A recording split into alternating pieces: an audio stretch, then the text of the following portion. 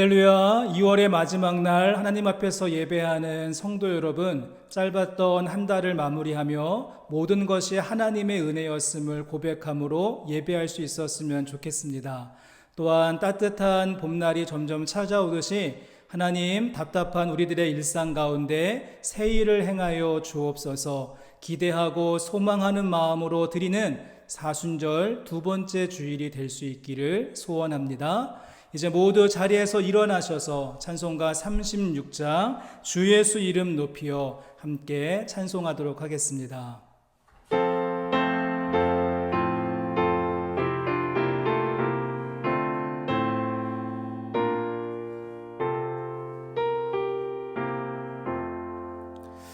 주 예수 이름 높이어 다 찬양하여라.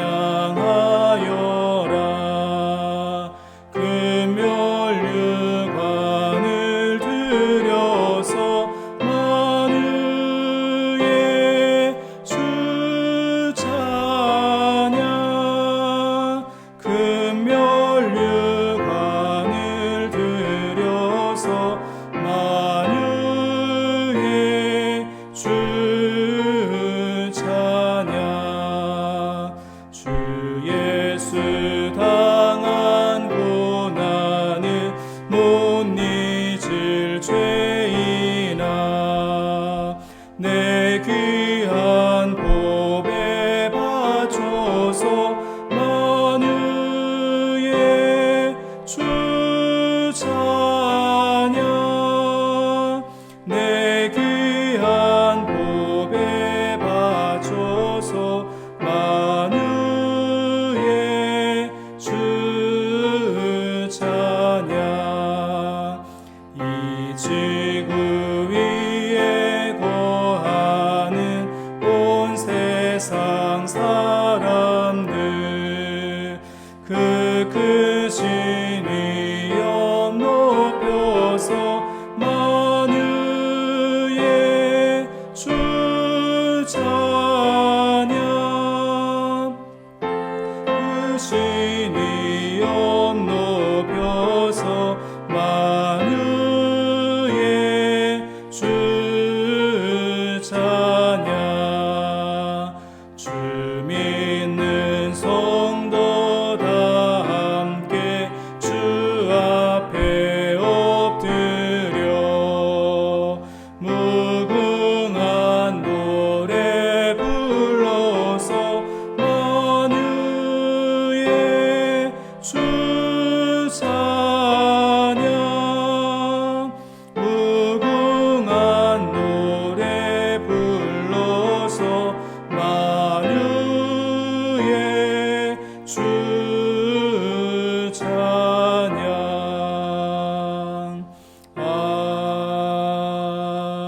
아멘. 찬송가 뒤에 교독문 125번 사순절 두 번째 말씀을 함께 성시교독으로 교독하겠습니다.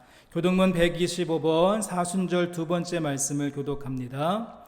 하나님이여, 사슴이 시냇물을 찾기에 갈급함같이 내 영혼이 주를 찾기에 갈급하니이다. 내 영혼이 하나님 곧 살아계시는 하나님을 갈망하나니 내가 어느 때에 나아가서 하나님의 얼굴을 배울까. 사람들이 종일 내게 하는 말이 내 하나님이 어디 있느뇨 하오니 내 눈물이 주야로 내 음식이 되었도다. 내 영혼아, 내가 어찌하여 낙심하며 어찌하여 내 속에서 불안해하는가. 너는 하나님께 소망을 두라. 그가 나타나 도우심으로 말미암아 내가 여전히 찬송하리로다. 낮에는 여호와께서 그의 인자하심을 베푸시고 밤에는 그의 찬송이 내게 있어 생명의 하나님께 기도하리로다.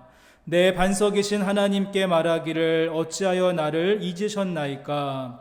내가 어찌하여 원수의 압제로 말미암아 슬프게 다니나이까 하리로다. 내 뼈를 찌르는 칼같이 내 대적이 나를 비방하여 늘 내게 말하기를 내 하나님이 어디 있느냐 하도다. 내 영혼아, 내가 어찌하여 낙심하며 어찌하여 내 속에서 불안해하는가. 너는 하나님께 소망을 두라. 나는 그의 나타 도우심으로 말미암아 내 하나님을 여전히 찬송하리로다. 아멘. 사도신경으로 우리의 신앙 고백을 하나님께 드리겠습니다. 전능하사 천지를 만드신 하나님 아버지를 내가 믿사오며 그 외아들 우리 주 예수 그리스도를 믿사오니 이는 성령으로 잉태하사 동정녀 마리아에게 나시고 본디오 빌라도에게 고난을 받으사 십자가에 못 박혀 죽으시고 장사한 지 사흘 만에 죽은 자 가운데서 다시 살아나시며 하늘에 오르사 전능하신 하나님 우편에 앉아 계시다가 저리로서 산자와 죽은 자를 심판하러 오시리라. 성령을 믿사오며 거룩한 공예와 성도가 서로 교통하는 것과 죄를 사하여 주시는 것과 몸이 다시 사는 것과 영원히 사는 것을 믿사옵나이다. 아멘. 우리 이어서 참회의 기도를 하나님 앞에 드리겠습니다. 우리의 모든 허물과 죄를 용서하시고 정결한 마음으로 새롭게 창조하여 주옵소서. 우리의 모든 죄악된 것들 주님 앞에 내어드리며 참회의 기도로 함께 하겠습니다. 사랑과 은혜 주님, 우리의 죄악과 허물 또 주님 없이 살아갔던 우리들의 불순종과 죄악을 주님 앞에 내어드리며 기도합니다.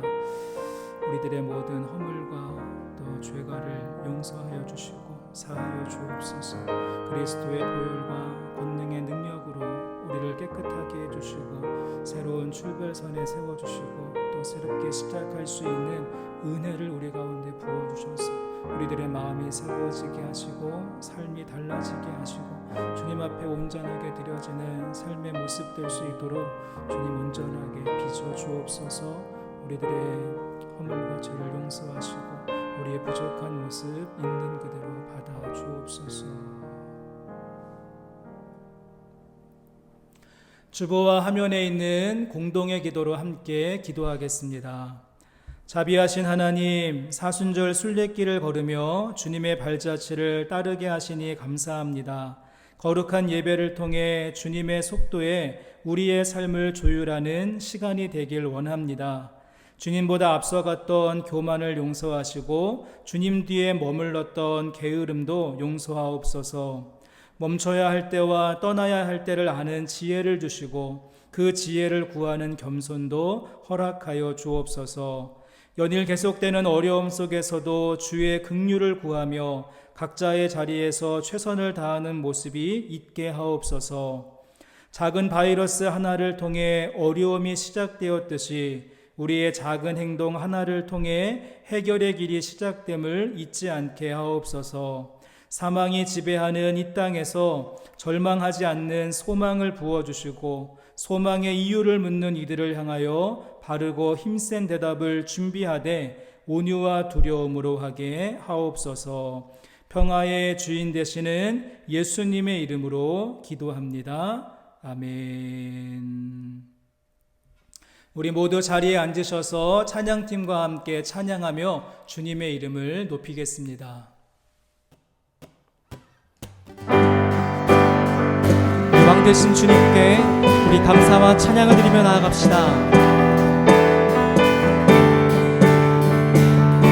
우리 신실하신 주님을 찬양하며 나아갑시다.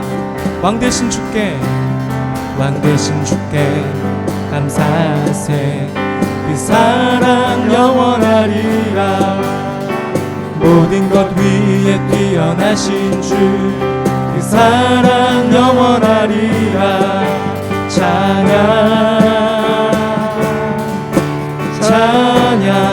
능력의 손과 펴신 팔로 그 사랑 영원하리라.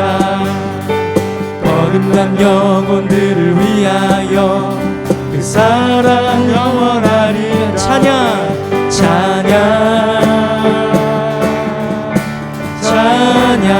찬양 주님께 찬양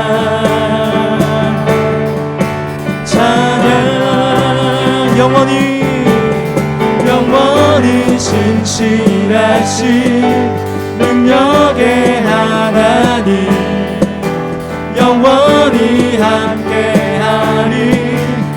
영원히 영원히 영원히 신실하신 능력의 하나님 영원히 함께하리 영원히 영원히 영원히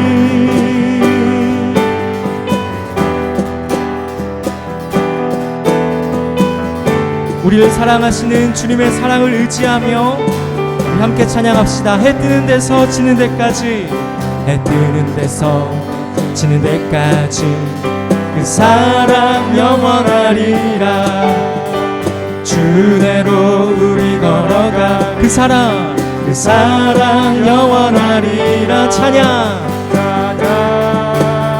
아멘 찬양 찬양 찬양 주님께 찬양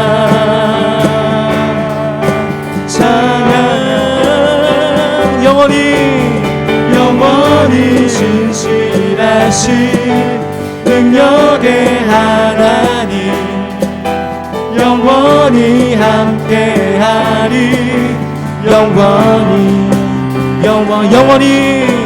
영원히 신실하신 능력의 하나님 영원히 함께하리 영원히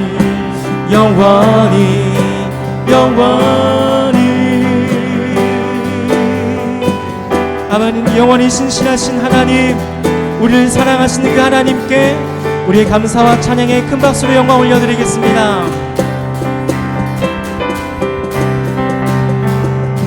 아멘. 주님의 이름을 찬양합니다. 주님 홀로 높임 받으소서. 아멘.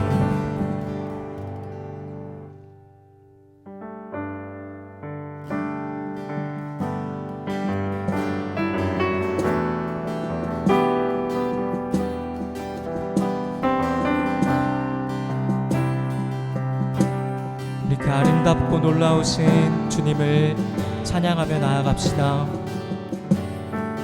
예수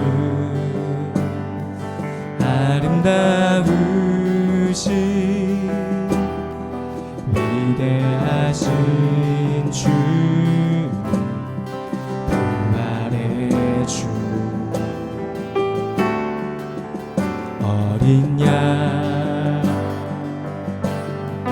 거룩하 공이 새벽별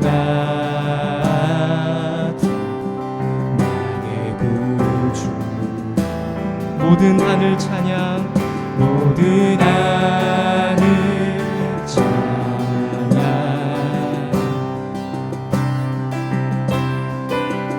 모든 만물 주 경배해 아름답고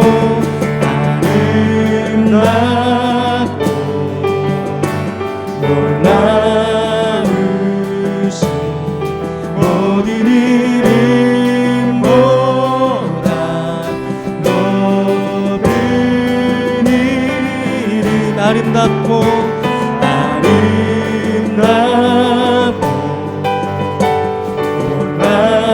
놀라우신 주의 이름 높으신 그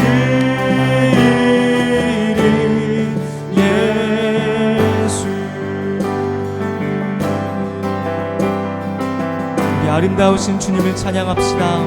예수 아름다우신 예수 아름다우신 위대하신 주 부활의 주 선포합시다. 어린 양 거룩과 공의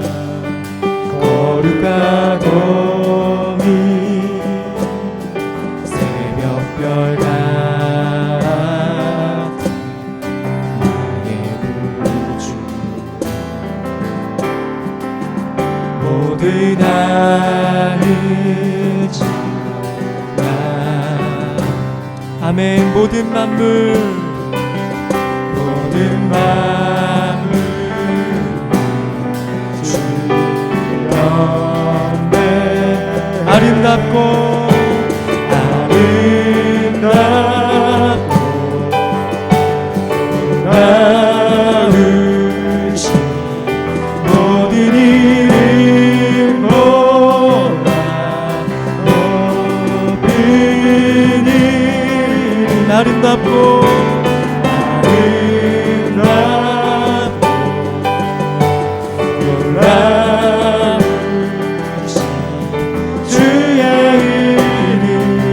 높으신 그 이름 높으신 그 이름 아름답고 아름답고 놀라우신 모든 이름보다 높은 이름 아름답고 놀라우신 아름답고 놀라우신 주의 이름 높으신 그 아름답고 놀라우신 아름답고 놀라우신 모든 이름보다 높은 이름 아름답고 놀라우신 주의 이름 높으신 그 이름 예수 아름답고 아름답고 놀라우신 주의 이름 높으신 그 이름 예수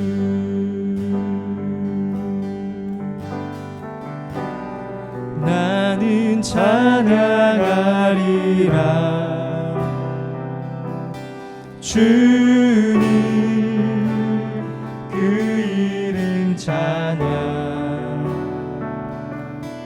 예수 크신 주 이름 나 찬양하리라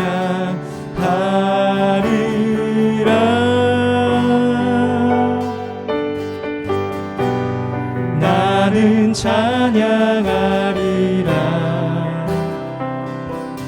주님 그 이름 찬양 예수 크신 주 이름 나 찬양하리라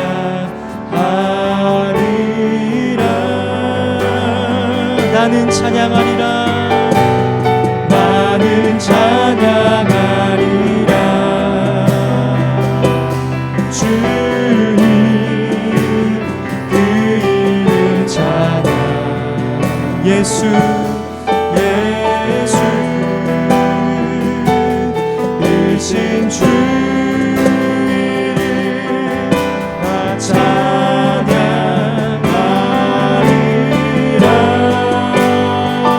나는 찬양하리라 주님 그 이름 찬양 예수 예수 크신 주 이름 나 찬양하리라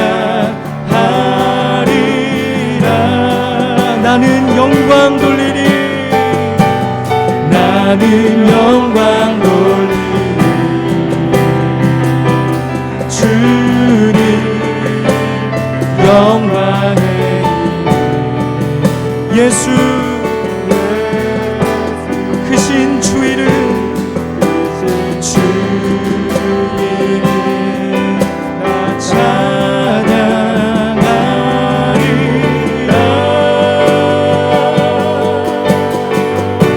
나는 영광 돌리리 주님 영광의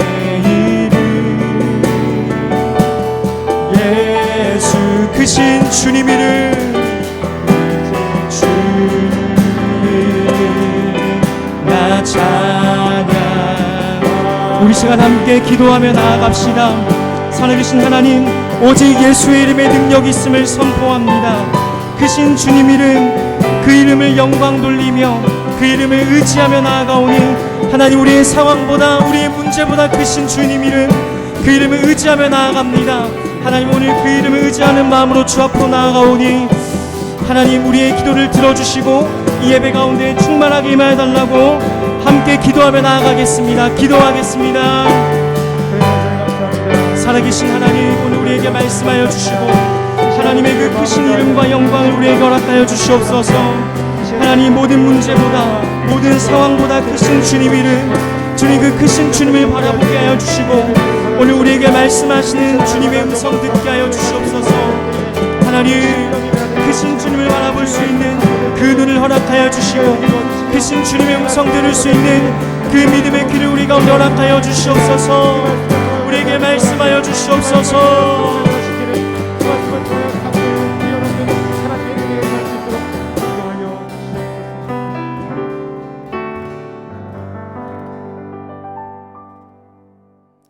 하나님 말씀을 함께 보겠습니다. 오늘 주시는 말씀은 레위기 11장 43절과 44절의 말씀, 제가 말씀을 읽겠습니다.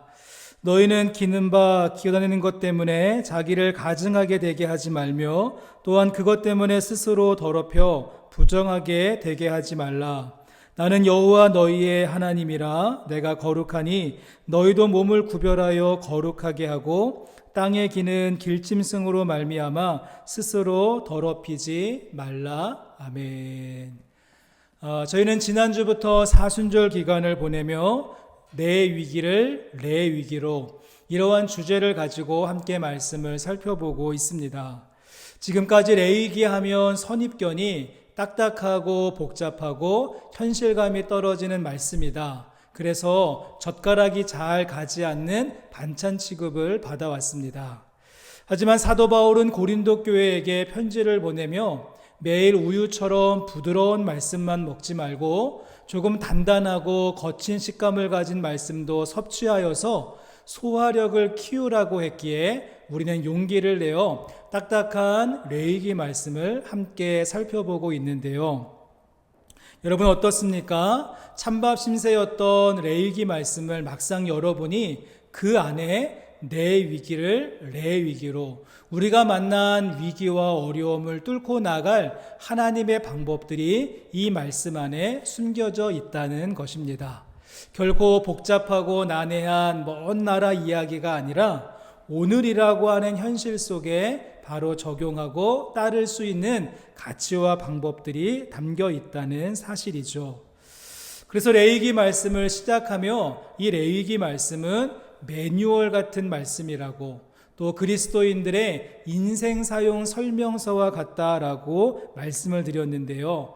3000년 전 고대 이스라엘을 배경으로 하고 있기에 올드한 느낌이 드는 것은 사실이지만 이 말씀 속에는 우리의 삶과 관련된 전반적인 내용들, 예배와 가정과 출산과 이웃, 음식과 위생과 의복과 건강, 질병과 여성 인권과 사회적 약자와 심지어 성생활에 이르기까지 다양한 부분에 있어서 매뉴얼이 된다는 사실입니다.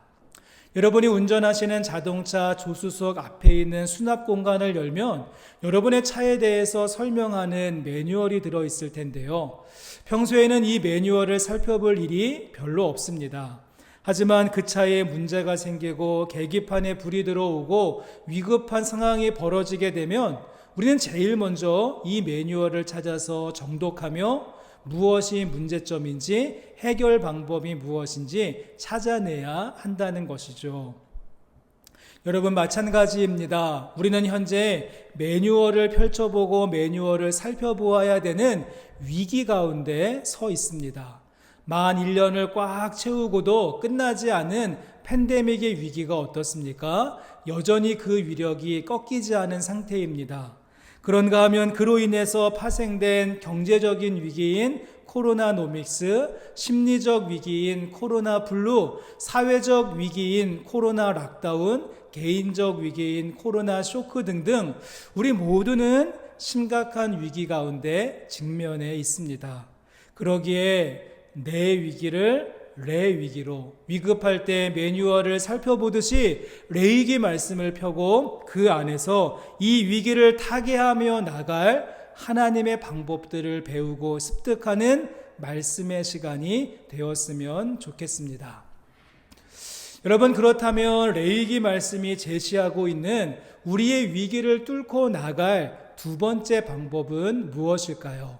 지난주의 주제가 그리스도인의 예배 생활, 특별히 자원함으로 자복함으로 예배하는 것에 강조점을 두었다면 그 다음으로 이제 오늘 말씀은요, 그리스도인의 성결 생활, 구별함으로 분별함으로 그 살아가는 삶에 무게중심을 두고 있다는 사실입니다.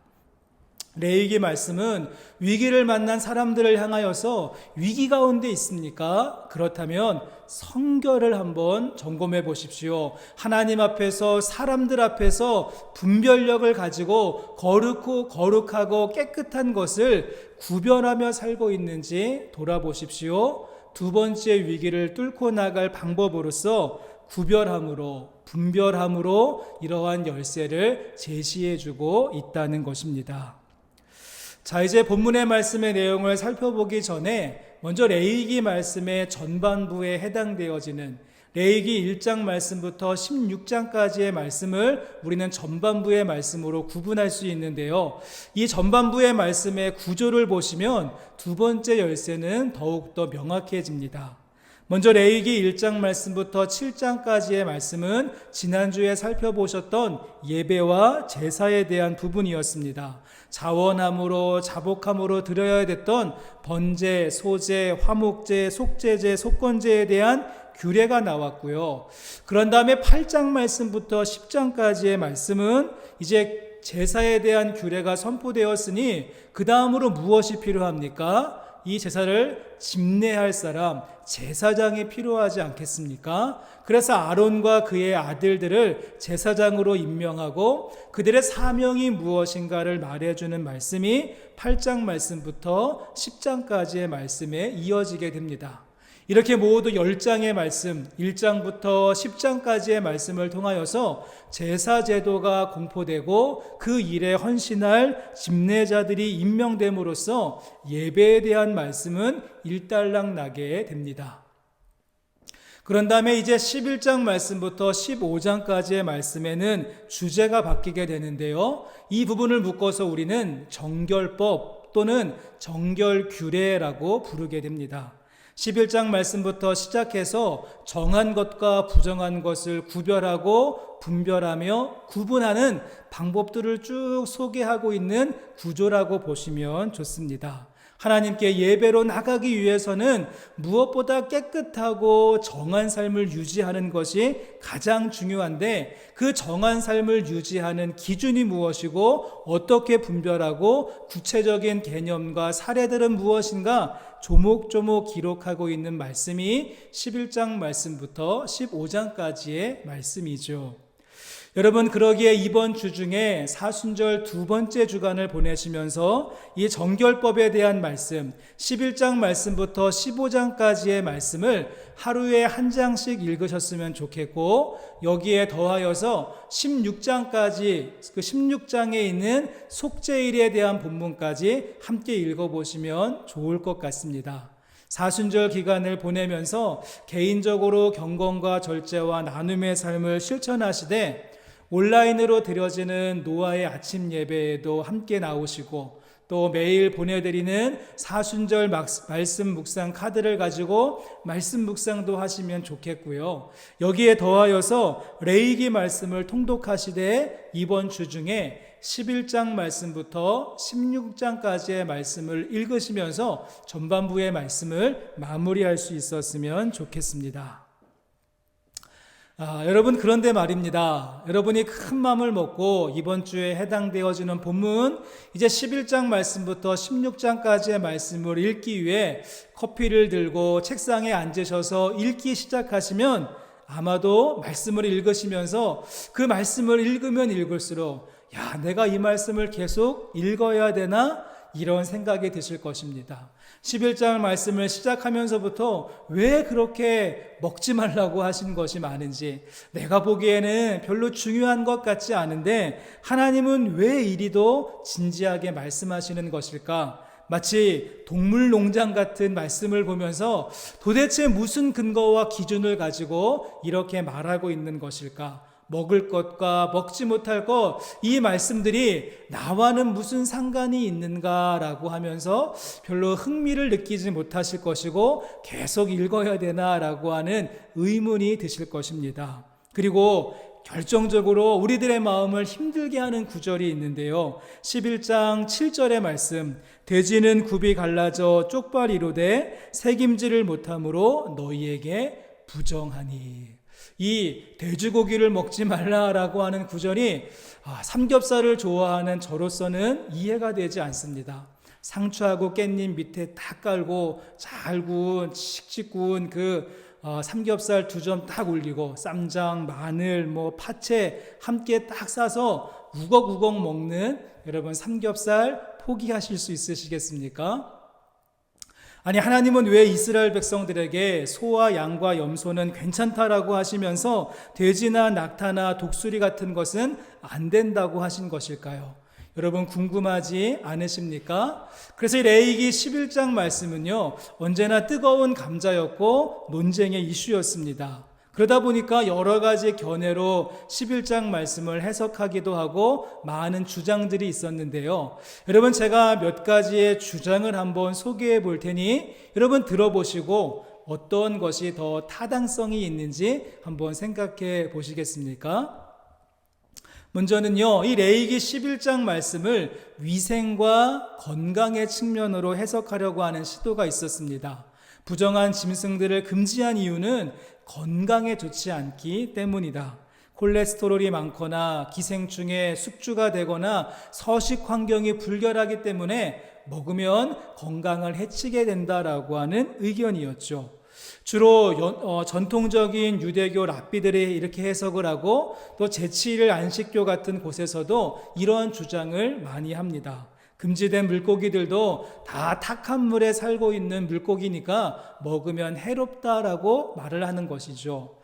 요즘은 특별히 레위기 11장 말씀에 박쥐를 먹지 말라고 했는데 저 중국 사람들이 박쥐까지 먹어서 코로나 바이러스가 퍼졌고, 낙타 또한 금지하고 있는 동물인데 낙타 때문에 메르스가 퍼지지 않았는가? 역시 레위기는 짱이다 하면서 건강과 위생의 측면으로 해석하는 부분이 있습니다. 그런데 문제는 무엇입니까? 건강과 위생이 문제였다라고 한다면 먹지 말아야 될 식물도 있을 텐데 식물에 대한 언급은 없고요. 또 신약 말씀으로 넘어가 보면 사도행전과 디모데 전서 같은 말씀에 이 정한 동물과 부정한 동물에 대한 구분이 다 사라져 버리게 됩니다. 만약에 건강과 위생이 핵심이었다면 신약에서도 그 원리가 유지되어져야 하는데, 신약 말씀은 감사함으로 먹으면 뭐든지 괜찮다라고 말하고 있으니 건강과 위생이 핵심은 아니었던 것 같습니다. 그 다음에 또 어떤 주장이 있었는가 하면 이방 제의에 대한 경계다라고 이야기하는 사람들도 있었죠. 실제로 이방 제사에서 돼지가 사용된 경우가 많습니다. 또 이사야서 65장 말씀 같은데도 그 이방의 제물로 드리는 돼지에 대해서 규탄하고 지적하는 구절들도 있습니다. 그래서 이방 제사에 대한, 이방 제의에 대한 경계의 차원으로서 레위기 11장 말씀이 기록되었다라고 말하기도 하는데요. 이러한 주장 역시 아쉽습니다. 돼지의 경우는 다 이해가 되고 설득이 되지만 여러분, 허락하셨던 소도 이방 제사에 사용되었고요. 토끼와 같은 경우는 이방 제사에 사용되어지지 않았는데도 먹지 말라고 하시니까 어느 부분은 설명할 수 있지만 전체를 말하기에는 미흡함을 가지고 있는 것이죠. 자, 또 어떤 의견이 있는가 하면 이 레위기 11장 말씀을 상징과 풍요로 해석하는 부분도 있습니다. 그래서 굽이 갈라진 것은 구약과 신약을 상징한다. 소가 새김질하는 것은 묵상하는 삶을 말한다. 돼지는 탐욕이 강해서 부정적이고 쪽제비는 그 간사한 입 모양을 가진 동물이어서 유언비어를 퍼뜨리는 사람을 의미한다. 지느러미와 비늘을 가지고 강한 물살을 저항하는 물고기는 인내심과 도전정신을 상징한다. 이러한 독특한 해석이 사람들의 관심을 끌기는 하지만 전체 이 말씀의 문맥과 또 본문의 그 위치를 살펴본다면 전혀 그런 것을 의도하지 않은 채 그 모든 문맥을 무시한 채 지극히 주관적이고 자의적인 해석이기에 설득력이 떨어지는 것이 사실입니다. 그냥 은혜만 끼치면 된다라고 하는 생각에 마구잡이로 해석하고 비유하다 보니 이단들처럼 단어 하나에 사로잡혀 버리고 말았습니다. 어떻습니까? 각각의 주장이 약간의 유익은 있지만 전부를 설명하기에는 미흡한 점이 있다는 것입니다. 그런데 최근에 새로운 흐름이 하나 있습니다. 새로운 이 레위기 11장 말씀에 대한 흐름인데요. 레위기를 연구하고 구약을 공부하는 많은 학자들이 대체적으로 합의하고 동의하는 부분이죠. 이 레위기 11장 말씀의 경우 문화 인류학적으로 접근해 보아야 된다라고 하는 의견입니다. 무슨 말인가 하면 당시 고대 이스라엘 사람들이 생각했던 정함과 부정함에 대한 생각과 인식이 있었다는 것입니다. 예를 한번 들어본다면요.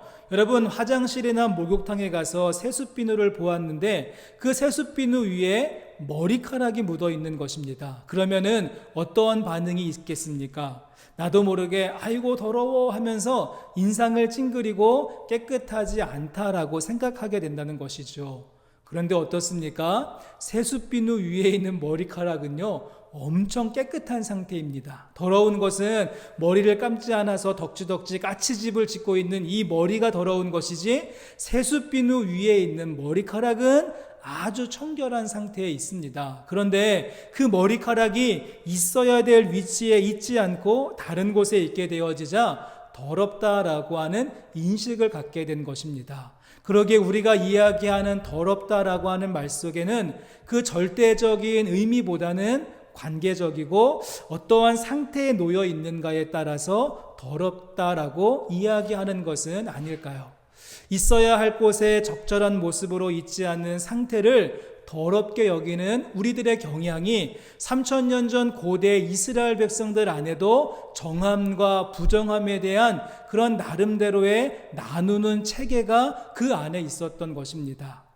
여러분, 그래서 그들이 생각했던 적절한 모습은 무엇인가 하면은 땅 위에 있는 동물이라고 한다면 네 발로 다니는 게 정상이고 물속에 있는 것이라면 지느러미와 비늘이 있는 것이 적절한 모습이고 하늘에 있는 것이라면 날개가 있어야 되고 땅에 내려와 쉬어야 하니 다리가 2개 있는 것이 적절한 모습으로 보았던 것입니다.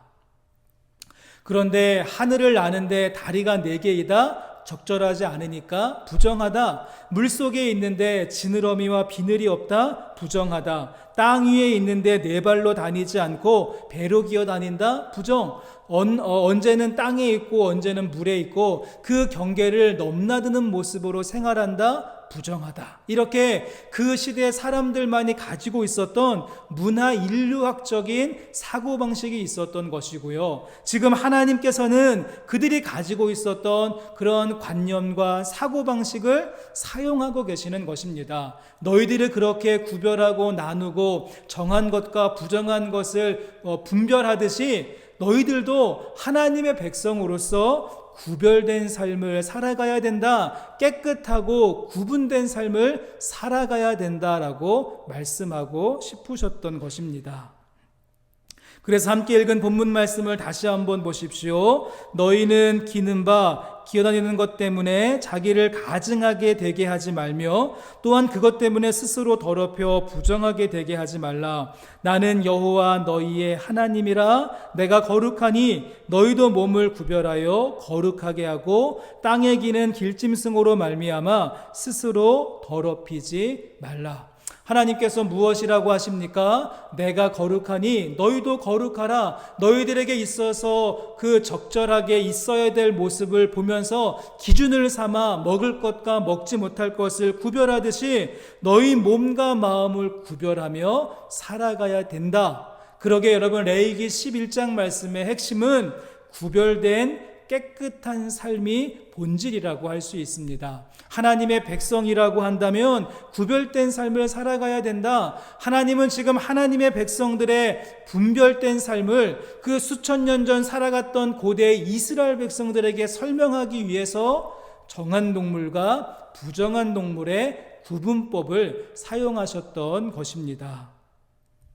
여러분, 그러므로 레위기 11장 말씀은 폐지되지 않았습니다. 결코 삼겹살을 먹어야 하나 말아야 하나 이런 고민을 던지는 본문이지도 않습니다. 지금도 여전히 효력이 있는 레위기 11장 말씀의 도전이 무엇입니까? 하나님께서 3000년 전 고대 이스라엘 사람들에게는 그들의 눈높이에 맞추어서 짐승과 물에 있는 물고기와 새들 가운데 구별하고 분별하는 삶, 정함과 또 부정함, 깨끗함을 추구하는 삶을 말씀하셨다면 우리에게도 동일한 메시지를 주신다는 것입니다. 다른 점이 있다면 고대 이스라엘 백성들, 그 사람들은 정한 동물과 부정한 동물만 잘 구분하면 되었습니다. 하지만 우리는 어떻습니까? 우리에게는 더욱더 복잡하고 다양하고 격변하고 복합적인 21세기라고 하는 그 삶의 현장 속에서 구별과 분별을 요구하고 계신다는 사실입니다. 돼지고기 안 먹고 소고기만 먹는다고 해결될 문제이지 않습니다. 나는 이럴 줄 알고 고기를 아예 안 먹는 채식파다, 베지테리안이 되었다고 해서 끝날 문제도 아니라는 것이죠. 하나님은 우리가 살고 있는 삶의 모든 영역 속에서 더욱 복잡하고 다양하고 시시각각 변화하며 흘러가는 이 시대와 흐름 속에서 2021년도 2월 28일이라고 하는 이 시간 속에 밴쿠버 땅에 살고 있는 나에게 분별의 삶, 구별의 삶을 요구하고 있다는 것입니다. 나에게 있어서 구별된 삶을 살고 있는가? 내가 현재 분별된 삶을 살고 있는가? 내가 있어야 되는 합당한 자리에서 적절한 모습으로 있는 것은 어떠한 것인가? 더욱 예리하고 심도 있는 기준을 가지고 우리는 살아가야 하는 것입니다. 내가 어떻게 할 때 정함과 부정함, 깨끗하고 깨끗하지 않은 삶을 내가 구별하며 차단하고 끊어버리고 주님께서 원하시는 삶을 결단하며 구별과 분별의 삶을 살 수 있는 것인가? 우리는요, 더욱더 치열하게, 더욱더 심도 있게 레위기 11장 말씀을 처음 받았던 3000년 전 고대 이스라엘 백성들보다 더욱더 고민하고 더욱더 예민하게, 더욱더 확고하게 분별과 구별의 삶을 살아갈 수 있어야 한다는 사실입니다. 사도 바울도 이렇게 말했습니다. 너희는 이 시대를 본받지 말고 오직 마음을 새롭게 함으로 변화를 받아 하나님의 선하시고 기뻐하시고 온전하신 뜻이 무엇인지 분별하도록 하라. 분별하도록 하라. 이것이 바로 오늘이라고 하는 삶의 현장에서 드려지는 영적 예배라고 하지 않았습니까?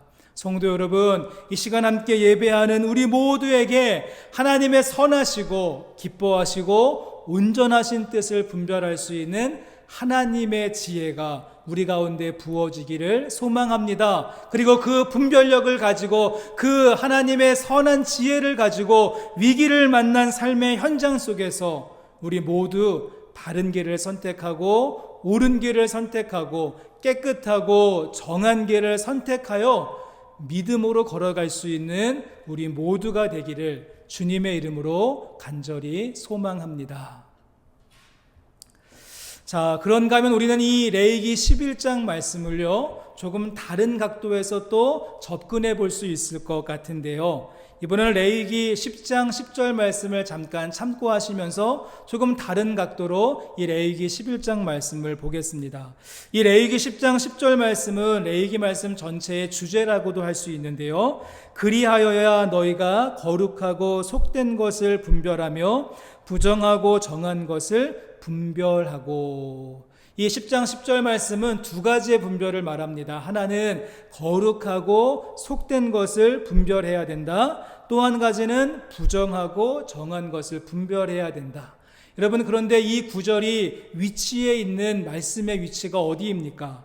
지난주에 보셨던 제사와 예배에 대한 내용이 끝을 맺고 있는 10장 말씀 말미에 있고요. 또 11장 말씀부터 15장까지의 말씀 정결법을 이야기하는 그 초입에, 그래서 지난주에 설명드렸던 제사 규례와 이번 주에 살펴보는 정결 규례를 연결하는 말씀으로 활용되고 있다는 것입니다. 이 말씀을 조금 쉽게 설명드리면 이렇게 표로 정리할 수 있을 것 같은데요. 먼저 거룩하고 속된 것을 분별하라 라고 이야기했습니다. 거룩한 것과 속된 것. 많은 분들이 여기에서 오해하고 있는 내용이 여기 속된 것이다 라고 이야기하니까 왠지 그 속된 것, 타락하고 세속적이고 향락적인 느낌이 들지만 여기에서 속되다 라고 하는 말의 의미는요, 잘못되고 삐뚤어진 상태가 아니라 평범하고 일상적이며 보통이다라고 하는 뜻입니다. 그래서 영어 성경도 보시면 between 무엇입니까? The holy and the common 하면서 속되다라고 하는 말을 common이라고 하는 말, 평범하고 일상적이다라고 하는 말로 쓰고 있다는 것입니다. 그래서 거룩하고 속된 것을 분별한다는 것은 1장 말씀부터 10장까지의 말씀, 예배와 제사에 대한 내용을 담고 있다라고 할 수 있습니다. 우리 하나님이 지으신 만물과 커먼한 이런 평범하고 일상적인 생활 속에서 시간을 구별하고 장소를 구별하고 물질을 구별하고 마음을 구별하여서 하나님께 예배하고 하나님을 섬기는 자로 부르심을 받았다는 것입니다. 성막, 성전, 성물, 또 성소, 성도 모두의 공통점이 있다면 그 앞에 거룩하다, 구별되었다라고 하는 성자가 붙여진다는 것이죠. 우리들의 삶에 있는 일상적인 것들 가운데 구별하여서 거룩함으로 예배해야 된다. 이것이 바로 앞에서 소개하고 있는 분별, 거룩한 것과 속된 것을 분별하라라고 하는 말씀의 의미이고요. 그런가 하면 또 하나의 분별을 강조했는데 그 밑에 보시면 무엇을 분별합니까? 정하고 또 부정한 것을 분별해야 된다. 표에 보시면 이 부분은 밑에 있는 세속적인 영역, 일반적이고 평범하고 일상적인 그 커먼한 영역 속에서 우리는 정함과 부정함을 분별하며 깨끗한 것과 깨끗하지 않은 것을 분별하며 살아가야 한다는 것입니다. 그러게 이 말씀 전체 구조는 가장 먼저는 평범한 영역 속에서의 깨끗함과 깨끗하지 않은 것을 구별함으로 시작하고, 그렇게 한 사람이 주님께 온전하게 나와서 거룩한 삶, 거룩을 대해서 구별하며 살 수 있고, 그것이 이루어진 사람이 하나님이 지으신 만물 속에서 창조하신 하나님의 뜻에 맞추어서 바르게 살아가는 모습이 된다는 것입니다. 자, 이러한 관점에서 본다면 오늘 말씀의 주제인 11장 말씀부터 15장까지의 말씀, 이 정결법과 정결 규례는 어느 파트에 해당된다라고 할 수 있겠습니까? 네, 이쪽에 있는 정함과 부정함을 구분하고 나누는 다양한 기준과 방법들을 기록하고 있다는 것입니다. 여러분, 이 중에서 가장 먼저 언급되고 있는 11장 말씀부터 15장까지 우리가 일상적인 삶 속에서 구분하는 깨끗함과 깨끗하지 않음, 정함과 부정함에 대한 가장 먼저 이야기하는 첫 단추가 무엇입니까? 하나님은 11장 1절 말씀부터 47절까지의 말씀, 그 길고도 긴 말씀을 통하여서 먹을 음식과 먹지 못할 음식 규례에 대해서 말하고 있는 것이죠. 아마도 이 부분에서 실망하시는 분들이 있으실 것 같습니다. 정함과 부정함에 대한 큰 것을 이야기할 때 좀 뭔가 고차원적이고 뭔가 조금 신령한 부분에 대해서 나올 것이다 라고 기대했는데, 고작 먹거리에 대한 구분만 길게 쓰고 있는 것을 보면서 이것은 먹어도 되고 이것은 먹으면 안 된다, 마치 유치원생에게 주고 있는 말씀같이 느껴져서 아쉬움과 실망감이 생기시는 분들도 있을 것 같습니다. 저도 그랬습니다. 조금 거대 담론으로서 정치, 경제, 사회, 교육, 예술 이러한 분야에 있어서의 깨끗함과 깨끗하지 않음을 구분하면 좋을 것 같은데 제일 먼저 그것도 아주 길게 밥상에 올라가는 음식들만 줄기차게 이야기하는 것 같아서 아쉬움이 있었는데요. 여러분, 그렇지만 한번 곰곰이 생각을 해보시면 우리가 먹는 것만큼 중요하고 먹는 것만큼 광범위한 내용도 없다는 것입니다. 우리가 평생을 살아가면서 가장 많은 시간을 할애하는 것이 무엇일까요? 아마 잠자는 시간을 가장 많이 할애할 것이고 그 다음으로 먹는 시간이지 않을까요? 우린 하루에 3번씩 꼬박꼬박 무엇인가 입에 넣기 위해서 무엇을 만들까 고민하고 또 그것을 준비하고 함께 먹고 치우는 일, 죽는 날까지 하루에 3번씩 꼬박꼬박 반복해야 된다는 것입니다. 이런 의미에서 가족들의 이런 것을 책임지는 우리 주부분들이 얼마나 정말 수고하고 있는 것인가 다시 한번 알게 되는데요. 우리의 입으로 들어가는 어떠한 음식이 중단되어진다면, 곡기가 끊겨진다면 더 이상 생명을 유지할 수 없기에 먹는다는 것은 우리의 본질이라고 할 수 있습니다. 또 그런가 하면 먹는 것을 보면 문화도 알 수 있죠. 이 밴쿠버의 장점은 다양한 나라의 음식들을 맛볼 수 있다는 좋은 점이 있습니다. 가까운 푸드코트만 가더라도 삥 둘러가면서 전 세계 음식이 다 있습니다. 우리는 그런 음식을 접하면서 그 나라의 문화, 그 사람들의 세계관이 어떠한가 조금 엿볼 수 있는 것이죠. 또한 먹거리는요, 사람과 사람 사이의 관계를 연결하고 지속하게 해주는 그런 매개체가 되기도 합니다.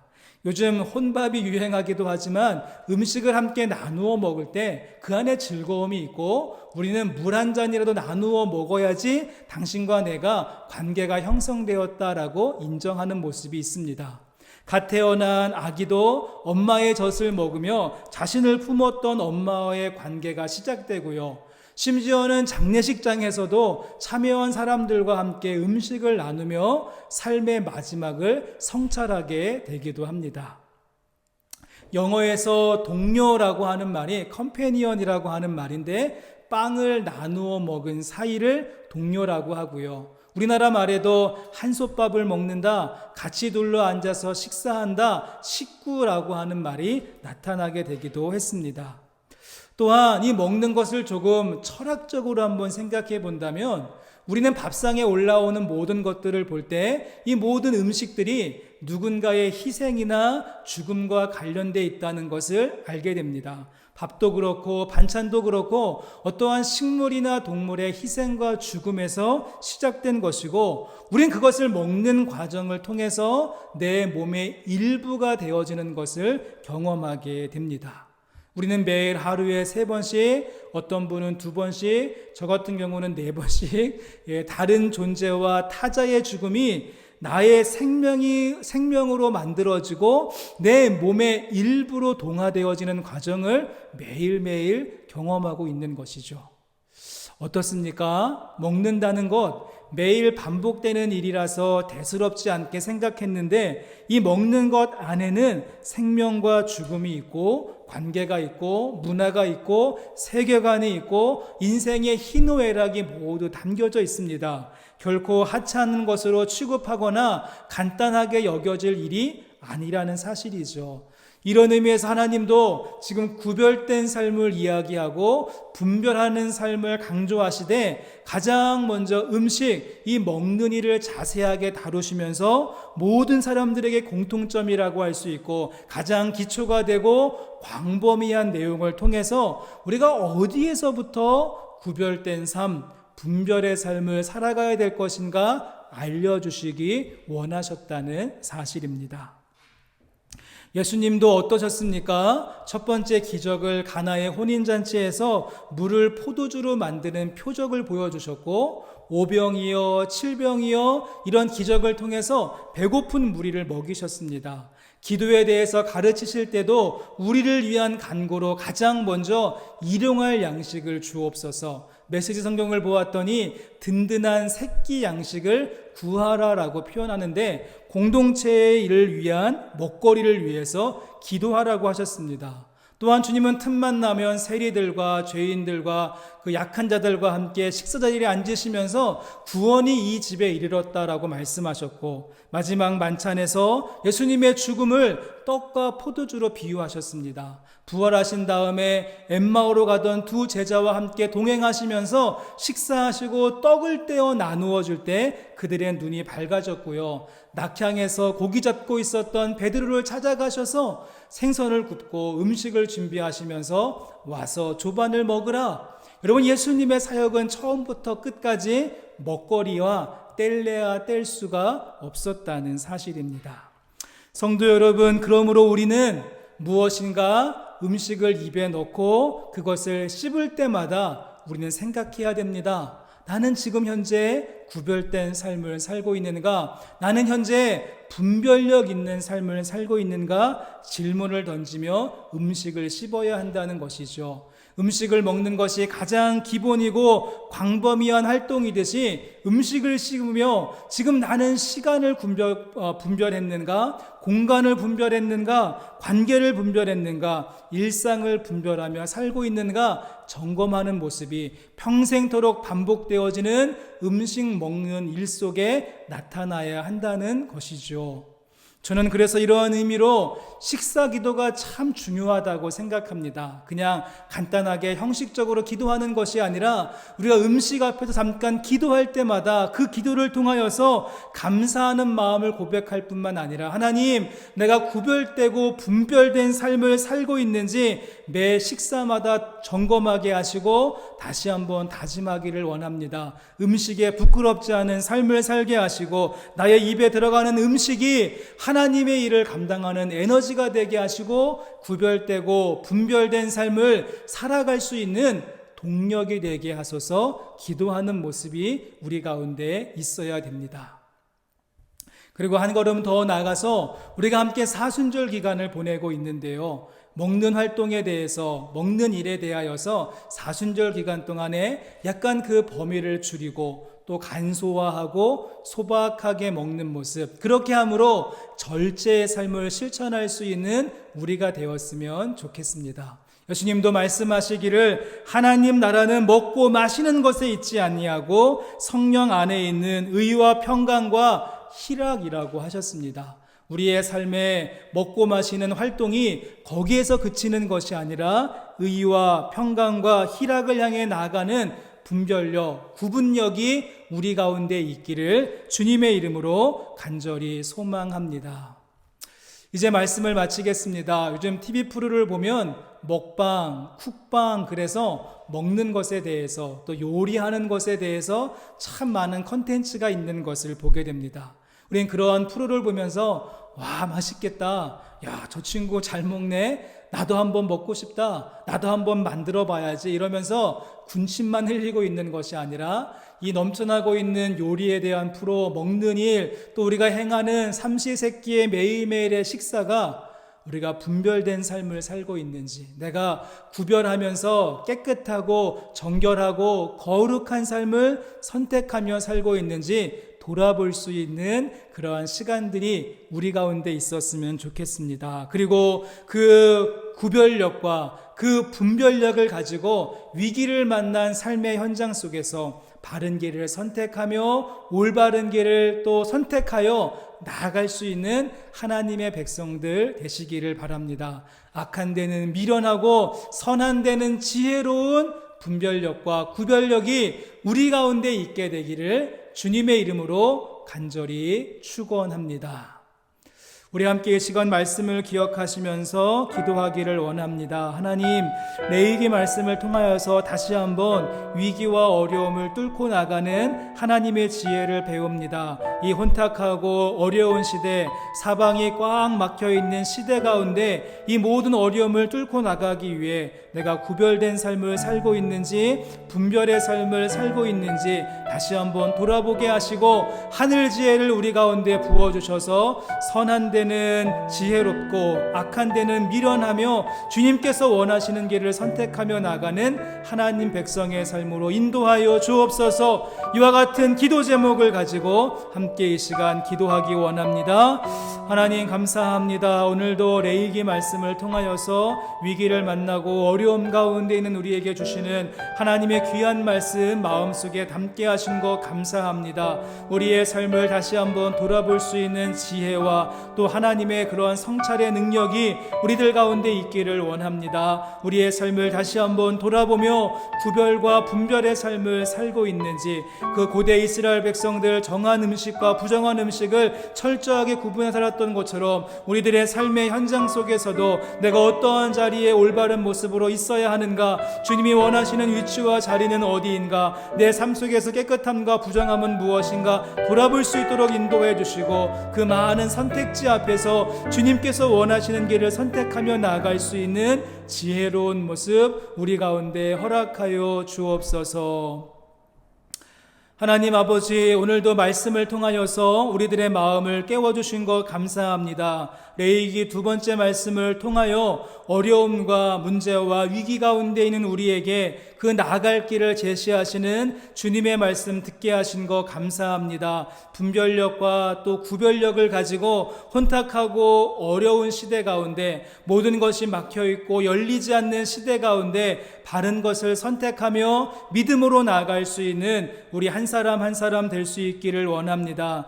악한 데는 미련하고 선한 데는 지혜로우라고 말씀하셨던 성경 말씀 기억하며 많은 선택지 앞에서 우리가 매일매일 반복되는 일상의 삶 속에서 바른 길을 선택하고 또 그것을 믿음을 가지고 걸음으로 옮길 수 있는 결단력과 하늘의 지혜 우리들 가운데 부어 주옵소서. 이 시간 예배에 참석하며 귀한 정성과 예물로 주님 앞에 봉헌합니다. 우리의 중심을 기쁘게 받아주시고 우리의 드려지는 그 마음의 그 모든 것들을 하나님께서 귀한 것으로 흠량하여 주옵소서. 그래서 드려진 모든 손길들 가운데 하늘의 복과 땅의 복으로 가득히 채워주시고 이 힘들고 어려운 시대 속에 귀한 열매 맺혀갈 수 있도록 주님께서 물을 부어주시고 공급해 주시고 아름다운 영양분으로 채워주옵소서. 쓰여지는 예물의 흐름 가운데도 주님께서 함께해 주셔서 정말 필요한 곳에 낮은 곳으로 흘러가 빛과 소금이 되게 하시고 거기에서 아름답게 꽃이 피어나는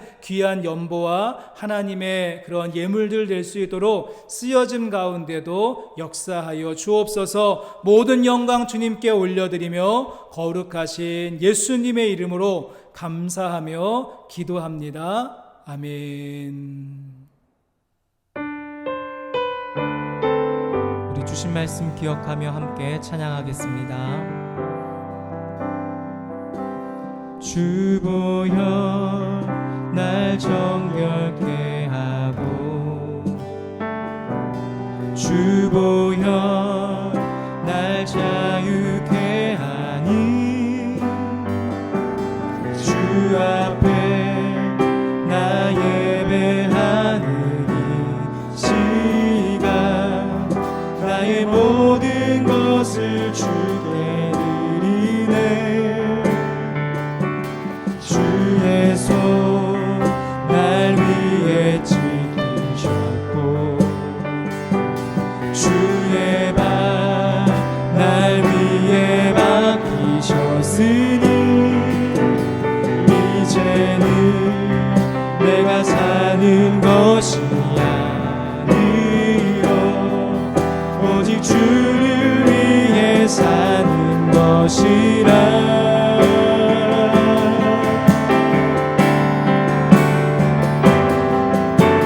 주의 손에 나의 손을 보게고, 또 주의 발에 나의 발을 보게요. 나 주와 함께 죽고 주와 함께 살리라. 영원토록 주 위에 살리라. 주의 손에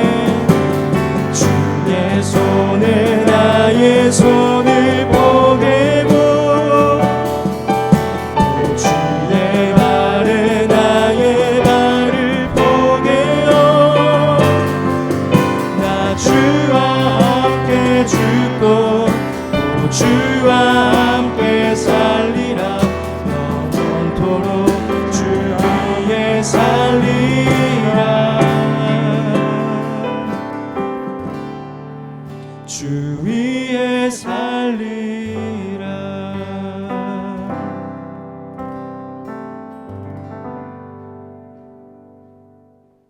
함께 예배하신 분들 보시면서 우리 찬양으로 축복하고 격려하기를 원합니다.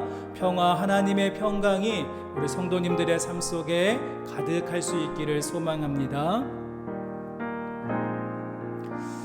평화, 하나님의 평강이 당신의 삶에 넘쳐나기를. 평화, 하나님의 평강이 당신의 삶에 가득하기를 축복합니다. 우리 함께 예배하신 분들 보시면서 3월 한 달 동안도 주님의 은혜로 승리하십시오. 우리 인사하며 격려하고 축복하겠습니다. 몇 가지 광고와 안내의 말씀을 드리겠습니다. 롤스쇼 아름다운 교회 주일 예배를 함께 하신 모든 분들에게 감사하고 환영하며 온라인으로 예배하는 성도님들의 가정 속에 하나님의 은혜와 평강이 늘 함께 하기를 기도하겠습니다. 저희는 사순절 두 번째 주일을 이제 보내게 되었는데요. 경건과 절제와 나눔의 시간이 되시기를 바라고 교회적으로 함께 실천하고 있는 몇 가지 사항들이 있습니다. 먼저는 말씀 읽기, 성경 통독이 진행되고 있는데 레위기 말씀을 함께 읽고 있습니다. 이번 주간에는 11장 말씀부터 16장까지의 말씀을 하루에 한 장씩 읽으시면 되겠습니다. 사순절 말씀 묵상 카드를 SNS를 통하여서 매일마다 전달해 드리고 있는데 거기에 있는 본문과 내용을 묵상해 주시고 또 함께 공유하기 원하시는, 또 은혜 받기 원하시는 분들에게 전달해 주셔도 괜찮겠습니다. 절제하는 마음으로 형편에 따라서 금식도 실천하는 사순절 기간이 되시면 좋겠고, 또 미디어 사용하시는 시간도 줄여보고 자연과 또 기후를 생각하면서 탄소 금식에도 동참하는 우리 아름다운 교회 성도님들 되시기를 바랍니다. 아름다운 코이노니아 나눔의 시간이 매주마다 한 편씩 준비되고 함께 공유하고 있는데요. 제가 열심히 캐스팅을 하고 있습니다. 제가 부탁을 드리면 마지못해서 동참해 주시면 감사하겠습니다. 저스트2 전도폭발의 새로운 이름인데요. 저스트2 1단계 훈련이 3월 25일 목요일부터 13주 과정으로 진행됩니다. 복음의 말씀으로 무장하기 원하시는 분들은 이 훈련에 신청해 주시고, 또 이미 전도폭발 훈련을 받으신 분들이 계시다면 또 여러 가지 다양한 모습으로 동참해 주시고 협력해 주시면 감사하겠습니다. 자세한 내용과 문의는 유수정 집사님에게 문의해 주시면 되겠습니다. 재정부에서 텍스 보고용 헌금 확인서를 각 가정으로 발송해 드렸는데 아직 받지 못하신 분들은 재정부로 문의해 주시기를 바랍니다. 한번 확인하고 조치를 취하도록 하겠습니다. 교회학교 예배는 매주 유튜브 채널을 통하여서 이렇게 올려지고 있고, 또 각 부서마다 줌 미팅 시간이 있는데요. 자세한 정보는 각 부서 교육자들에게 문의해 주시고 여러분의 가정과 주변에 있는 어린이들, 학생들, 청년들에게 안내해 주시면 감사하겠습니다. 지난주에 등록하신 세 가족이 있습니다. 박남기, 현지혜 집사님 가정인데요. 우리 함께 얼굴을 대하지는 못하지만 진심으로 환영합니다. 축복합니다. 박수 한번 보내주시면 감사하겠습니다. 우리 교회 안에서 믿음의 뿌리를 잘 내리시고 또 새롭게 출발하는 신앙생활이 되실 수 있었으면 좋겠습니다. 우리 이제 모두 자리에서 일어나셔서 보냄의 말씀을 함께 하시겠습니다. 여러분, 이제 복음의 말씀을 들었으니 참 자유인답게 사십시오. 선명하고 확실한 분별력과 기준을 가지고 바르고 깨끗한 것을 선택하며 살아가는 삶이 되시길 바랍니다. 아멘. 성결한 삶을 향하여 나아갈 때 우리의 길을 지도하시고 각 사람에게 하늘의 지혜를 부어 주옵소서. 이제는 우리의 삶의 주인 되시고 십자가에서 모든 것을 쏟으시며 우리의 삶을 회복하신 예수 그리스도의 은혜와 우리를 향하신 놀라운 계획과 또 새로운 일들을 이루어 가시는 하나님 아버지의 놀라우신 역사하심과 우리들의 삶 가운데 분별력을 부어주시고 그 길을 선택하여 갈 수 있도록 우리를 독려하시며 교통하시고 또 섭리하시는 성령님의 함께하심이 오늘 주일 예배를 드리고 새로운 3월을 향하여서 힘있게 나가는 성도님들의 삶 속에 지금부터 영원토록 함께 하시기를 간절히 축원하옵나이다. 아멘.